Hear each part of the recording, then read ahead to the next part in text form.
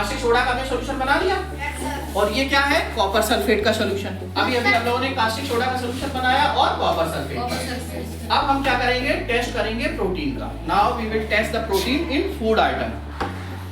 तो पहले से हम लोगों ने क्या बोल रखा था इसमें बेसन बोल रखा था। अब हम टेस्ट करने जा रहे हैं। तो सबसे पहले हम क्या करेंगे first we will add 2 drops of what copper sulphate. 2 drops किसकी डालेंगे कॉपर सल्फेट। तो ये रहा कॉपर सल्फेट और इसकी हमने 2 बूंदें इसमें डालनी है। ठीक है ये रहा 2 बूंदें 1 and 2। ठीक है ना 2 बूंद इसमें हमने डाल दी। अब उसके बाद ड्रॉपर चेंज करेंगे। ठीक है ड्रॉपर दूसरा होना चाहिए नहीं तो रिएक्शन करेगा।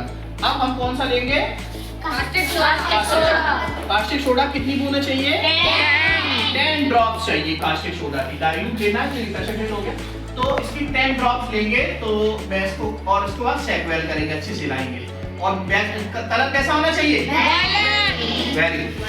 तो अब हम ऐड कर रहे हैं 1 2 3 4 5 6 7 8 9 10 ड्रॉप्स।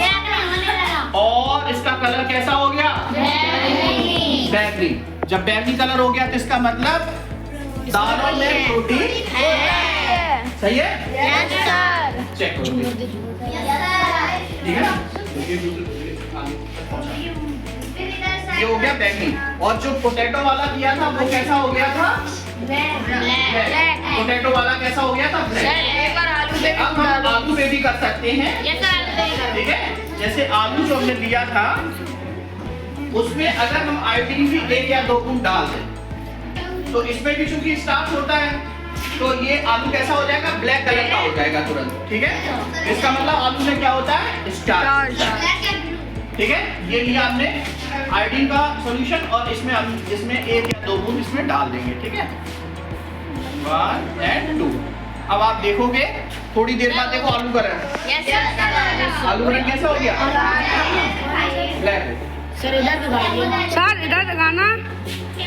ठीक है ब्लैक हो गया सर। तो इसका मतलब क्या हो गया कि स्टार्च का भी टेस्ट हमने दे दिया और प्रोटीन का भी टेस्ट। सबको समझ में आया।